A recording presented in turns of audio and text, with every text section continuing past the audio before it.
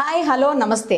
మీలో ఎవరికైనా political, personal, professional, business, motivational, spiritual ఎలాంటి ఇంటర్వ్యూస్ కావాలన్నా కింద డిస్ప్లే అవుతున్న నెంబర్లో కాంటాక్ట్ చేయండి. సార్, ఇప్పుడు ఈ ట్రాన్స్ప్లాంటేషన్కి చాలా యూజ్ అవుతుందా సార్ అమౌంట్ ఖర్చు?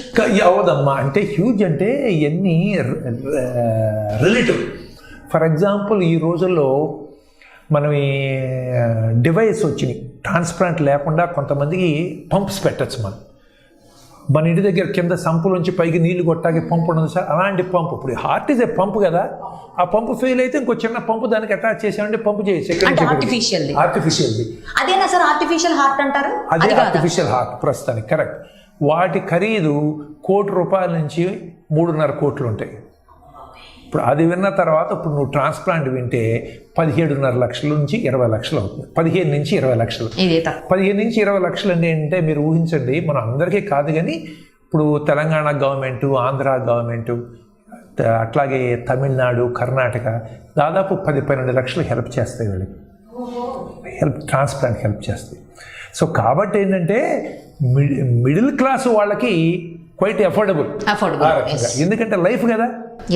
ఇప్పుడు లైఫ్ తీసుకురాలేదు. ఎగ్జాక్ట్లీ. ఇప్పుడు ఇది అయిపోయిన తర్వాత వాళ్ళు అదృష్టం బాగుంటే 10 ఏళ్ళు, 15 ఏళ్ళు, 20 ఏళ్ళు, 25 ఏళ్ళు బాగుండదు. అందరిలాగా 70-80 వరకు కూడా ఉండదు. ఇప్పుడు longest survivor 28 years after transplant. ఇప్పుడు మన దగ్గర నా పేషెంట్ అయితే 13 ఏళ్ళు ట్రాన్స్ప్లాంట్ తర్వాత బాగున్నాడు, బిజినెస్ చేసుకుంటున్నాడు, విజయవాడలో ఉన్నాడు ఆయన. మీరు చూస్తే గుర్తుపట్టరు ఆయన, అట్లా ఉంటాడు. అట్లాగే ఏంటంటే ఇలా సాఫ్ట్వేర్ బిజినెస్ చేసుకునే వాళ్ళు ఉన్నారు. They look totally lead normal life. But కొంతమందికి రిజెక్షన్, ఇన్ఫెక్షన్ వచ్చి చనిపోతారు. ఇప్పుడు మనం ఆపరేషన్ అయినాక 5 నెలకో సంవత్సరానికో కొంతమంది చనిపోతారు. బట్ 100% చనిపోయే వాళ్ళు 10 ఏళ్ళు తిరిగేటప్పటికి ట్రాన్స్ప్లాంట్ తర్వాత 50-60 మంది పైగా 10 సంవత్సరాలు పైగా బ్రతుకుతారు. వీళ్ళు 1 నెలలో చనిపోయారు, 2 నెలలో, 3 నెలల్లో చనిపోయారు. కొంతమందికి 20 ఏళ్ళు, 25 ఏళ్ళు సరవుతారు. ఇలాంటిది ఏంటంటే చాలా మందికి it is a big hope. And many people only బ్రతకడం కాదు ఇక్కడ, విత్ క్వాలిటీ ఆఫ్ లైఫ్. వాళ్ళు ఉద్యోగం చేసుకుంటారు. వాళ్ళు ఇప్పుడు 35-40 సంవత్సరాలమ్మా ఉన్నారనుకోండి, 25 ఏళ్ళు, 30 ఏళ్ళు ఉన్నారనుకోండి, లైఫ్లో ఏముంది, బోల్డ్ ఉంది, వాళ్ళు అచీవ్ చేయాల్సింది. Parents are hopeful, children are hopeful, and partner is hopeful. ఉన్నాయి వాళ్ళకి 10-15 ఏళ్ళు టైం ఇస్తే ఏంటి, పిల్లలకు ఒక డైరెక్షను, ఫ్యామిలీకి ఒక డైరెక్షను, కొంత రెస్పాన్సిబిలిటీ తీర్చుకునే సాటిస్ఫాక్షన్ ఉంటాయి. ఇప్పుడు అదే ఇప్పుడు మనకి ఈవెన్ బేబీస్కి కూడా చేస్తున్నారు ఫారిన్ కంట్రీస్లో. ఈ మధ్యకాలంలో అపోలో ఢిల్లీలో ఒక చైల్డ్కి, ఫ్యూ మంత్స్ ఓల్డ్ చైల్డ్కి హార్ట్ ట్రాన్స్ప్లాంట్ చేశాం. ఇప్పుడు అలా ఏంటంటే ఎఫోర్డబిలిటీని బట్టి మనం ముందరకు అలా వెళ్ళచ్చు. బట్ అట్లీస్ట్ ఏంటంటే middle age, some 20 to 45, 50, 60 years age ఏంటంటే they lot of activities they can do. That is best part of the life. So ఆ టైంలో మీరు 10 ఏళ్ళు, 15 ఏళ్ళు, 20 ఏళ్ళు, 25 చేయగలిగితే అండ్ దాని తర్వాత కూడా కొత్తవి వస్తాయి. ఇప్పుడు మనకి 10 ఏళ్ళు, ఇప్పుడు 2004 ముందు ఎక్కడుంది ట్రాన్స్ప్లాంట్, ఎక్కడుంది, ఇక్కడ లేదు కదా. ఫస్ట్ టైం చేసాం. తర్వాత 4 ఏళ్ళు, 5 ఏళ్ళు పట్టింది సెకండ్ చేయటానికి. ఇప్పుడు టుడే హైదరాబాద్లో 4-5 హాస్పిటల్స్లో ట్రాన్స్ప్లాంట్ చేస్తున్నారు. అప్పుడు ఒక్కళ్ళు కూడా లేవు. ఇప్పుడు దాదాపు 8-9 మంది సర్జన్స్ ఉన్నాం హైదరాబాద్లో ట్రాన్స్ప్లాంట్ చేయగలిగాం.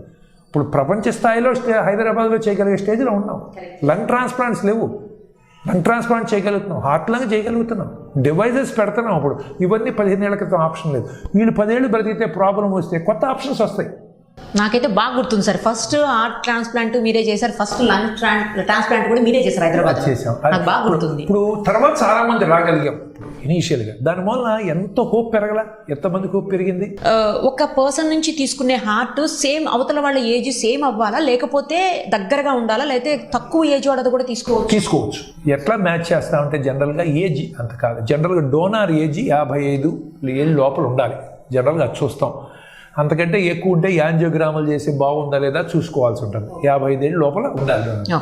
రెసిపియంట్కి, డోనర్కి మ్యాచింగ్ ఎలాగంటే బ్లడ్ గ్రూప్ మ్యాచ్ అవ్వాలి. ట్రాన్స్ఫ్యూజన్ ఇచ్చినట్టు ఏ వాడికి బి వాడికి ఏ ఇవ్వటానికి వీల్లేదు. నెగిటివ్ వాడికి పాజిటివ్ ఇవ్వచ్చు. అది ఇవ్వచ్చు, కానీ ఏను బికి ఉండదు. ఇప్పుడు బ్లడ్ ట్రాన్స్ఫ్యూజన్ ఇచ్చినట్టే. బ్లడ్ ట్రాన్స్ఫ్యూజన్ ఇచ్చినట్టే O is universal donor, AB is universal recipient. AB వాళ్ళకి ఏ హార్ట్ అని ఇవ్వచ్చు మనం. అంటే బట్ యూజువల్గా సేమ్ గ్రూప్ మ్యాచ్ చేయడానికి ట్రై చేస్తాం. అది ఫస్ట్. రెండోది వచ్చేటికి బాడీ సైజు. ఇప్పుడు ఏజ్ కాకుండా చిన్న పిల్లడు ఉన్నాడు అనుకోండి, వాడు ఏజ్ ఎంత ఉన్నా కానీ వాడి హార్ట్ తీసుకొచ్చి పెద్దాళ్ళకి అవసరం అయితే పెడితే చాలదగా, అది చిన్నగా ఉంటుంది. ఇప్పుడు అలాగే పెద్దాళ్ళు తీసుకొచ్చి చిన్నాడికి పెట్టామనుకోండి, ఆడికి అసలు స్పేస్ చాలదు కదా. అందుకని జనరల్గా ఏం చేస్తామంటే ఒక 20% బాడీ వెయిట్ అటు ఇటుగా చూస్తాం. ఒక్కోసారి 20 ఏళ్ళు ఆడే 15 ఏళ్ళు ఆడే 75 కిలోలు ఉండొచ్చు, but that fellow will take big heart. ఓహోహో, ఓకే సార్. అట్లాగే మనకి 60 ఏళ్ళు ఉన్నాళ్ళు ఓన్లీ 40 కిలోలు ఉండొచ్చు, వాడు 10 ఏళ్ళ కుర్రాడు తీసుకుంటాక అవకాశం ఉంటుంది 30 కిలోలు బరువు ఉంటే. సో అందుకని బాడీ వెయిట్ ఒకటి చూస్తాం. జనరల్గా ఈ రెండు చూసి మ్యాచింగ్ చేస్తాం అన్నమాట. తర్వాత ఏంటంటే వీలైతే క్రాస్ మ్యాచింగ్ అనే టెస్ట్ ఒకటి చేస్తాం, యాంటీబాడీస్ ఉన్నాయా లేవా అని. ఈ చేసే ముందర ట్రాన్స్ప్లాంట్ వెయిటింగ్ లిస్ట్ పెట్టే ముందర వీళ్ళ బాడీలో ఏదైనా యాంటీబాడీస్ ఉన్నాయా ఏంటి అలా కొన్ని టెస్టులు చేసి ఫిట్ అయితే అప్పుడు రిజిస్టర్ చేస్తాం. రిజిస్టర్ చేస్తే మనం ఇప్పుడు మన దగ్గర జీవన్ దాన్ ఉంది కదా, నిజామ్స్లో డాక్టర్ స్వర్ణలత గారు చూస్తున్నారు. She is doing a great job motivating people donation. Today Telangana is number 1 in the country in organ donation. Great sir. Yeah, I mean kudos to doctor Swarnalatha and Jeevan Dan team. Promotional అనమాట. అలా అప్పుడు అందుకని ఏం చేస్తామంటే మనకి రెసిపియంట్ ఉన్నప్పుడు we register them with the Jeevan Dan. అట్లాగే ఎవరైనా డోనార్ ఉంటే వాళ్ళు కూడా వాళ్ళకి ఇన్ఫర్మేషన్ ఇస్తారు. మధ్యలో మాకు ఎవరికి తెలియదు. వాళ్ళు చూసి అక్కడ మేడము వాళ్ళ టీం చూసి ఓకే వీడు చాలా కాలం number first blood group match అవుతుంది, బాడీ వెయిట్ ఉంది. ఇప్పుడు ఎవరు లాంగెస్ట్ వెయిటింగ్లో ఉన్నారు first come first served basis. ఆ 3 చూసుకుని వాళ్ళు అలాట్ చేసి పిలుస్తారు. మా వాళ్ళు ఒప్పుకోకపోతే నెక్స్ట్ ఉన్న వాళ్ళకి ఇస్తారు. For some time patient is heartless. నాకు అదే డౌట్ వచ్చింది సార్, కాసేపు హార్ట్ లేకుండా పేషెంట్ ఎలా? హార్ట్ లంగ్ మెషిన్ ఉంది కదా, ఇప్పుడు మనం రెగ్యులర్ సర్జరీ చేసేటప్పుడు చాలాసార్లు మనం ఓపెన్ హార్ట్ చేసేటప్పుడు హార్ట్ ఆపేస్తాం, లంగ్స్ ఆపేస్తాం. ఆ టైంలో ఆర్టిఫిషియల్ హార్ట్ లంగ్ మెషిన్ మీద మనం బ్లడ్ తీసుకుని పంపిస్తూ ఉంటాం. సో మనం ఇది ఎస్టాబ్లిష్డ్ ప్రొసీజర్. దాన్ని బట్టి మన వీళ్ళు పేషెంట్ బతుకుంటారు. ఓకే, అది కాసేపు హార్ట్ లేకుండా ఎలా ఉంటాడు అనేది నా డౌట్. అదే ఉండదు, కాసేపు తీసేసి ఆర్టిఫిషియల్ హార్ట్ లంగ్ మెషిన్ పెట్టి చేస్తాం. సార్ మినిమం ఎంత టైం పడుతుంది, మ్యాక్స్ ఎంత టైం పడుతుంది? ఫర్ ఎగ్జాంపుల్ ఇక్కడ నేను ఆ రోజు పొద్దున్నే 9:30 హాస్పిటల్కి బయలుదేరితే మార్నింగ్ 2 పేషెంట్ థియేటర్లోకి వచ్చారు. అంటే ఏంటి, ఆల్మోస్ట్ 17 hours ప్రాసెస్ ఇది, 7 hours ప్రాసెస్ ఇది. బట్ ఏదైనా ఆ ప్రాసెస్ వేస్ట్ కాకుండా చేస్తే 17 hours టోస్. బట్ కోఆర్డినేషన్, అందరితో కోఆర్డినేట్ చేసుకోవాలి, ఇలాంటివి ఉంటాయి. సార్ జనరల్గా అంటే లేడీస్కి జెంట్స్ లేడీస్ అట్లా పెట్టచ్చు? వెరీ గుడ్ క్వశ్చన్ అడిగారు. ఇది హైలీ సైంటిఫిక్ క్వశ్చన్ ఇది యాక్చువల్లీ. ఎందుకంటే ఇది జనరల్గా చెప్తే కన్ఫ్యూజ్ చెప్పము. ఇప్పుడు యూజువల్గా ఏంటంటే మగవాళ్ళ హార్ట్ ఆడవాళ్ళకి పనికొస్తుంది, కానీ ఆడవాళ్ళ హార్ట్ మగవాళ్ళకి పెట్టేటప్పుడు చాలా జాగ్రత్తగా ఉండాలి. ఎందుకంటే జనరల్గా ఆడవాళ్ళది హార్ట్ కొద్దిగా చిన్నదిగా ఉంటుంది సైజు. ఇప్పుడు అందుకని ఫర్ ఎగ్జాంపుల్ యూకేలో వాళ్ళు మోస్ట్ సర్జన్స్ లేడీస్ హార్ట్ మెన్కి పెట్టరు, ఎందుకంటే రిస్క్ ఎక్కువ. అట్లా కాకుండా దానికి చాలా క్యాలిక్యులేషన్ చేసి ఇప్పుడు కొత్తగా క్యాలిక్యులేట్ చేసి హార్ట్ సైజుని క్యాలిక్యులేట్ చేసి 10% అటు ఇటు ఉంటే పెట్టచ్చు. ఫర్ ఎగ్జాంపుల్ ఏంటంటే ఇక్కడ 40 years మ్యాన్కిను అక్కడ ఒక 60 years బిగ్ పర్సనాలిటీ లేడీకి మ్యాచ్ అవ్వచ్చు హార్ట్ సైజు. సో అందుకని చాలా జాగ్రత్తగా స్పెషల్ ప్రికాషన్స్ తీసుకుని మేము పెట్టాలి. లేకపోతే జనరల్గా లేడీస్ మెన్కి పెట్టేటప్పుడు we have to be doubly cautious. అప్పుడు సర్వైవల్ ఛాన్సెస్ తక్కువ, లాంగ్ టర్మ్ కాంప్లికేషన్స్ ఎక్కువ. ఎందుకంటే హార్ట్ సైజ్ జనరల్గా లేడీస్లో తక్కువ ఉంటుంది కాబట్టి ఈ బాడీ వెయిట్ని బట్టి చేయటానికి వీలేదు. దానికి స్పెషల్ ఏంటంటే హార్ట్ మాస్ అని ప్రిడిక్టెడ్ హార్ట్ మాస్ అని ఉంటుంది, అది స్పెషల్ ఫార్ములా తీసుకుని అప్పుడు దిగాలి.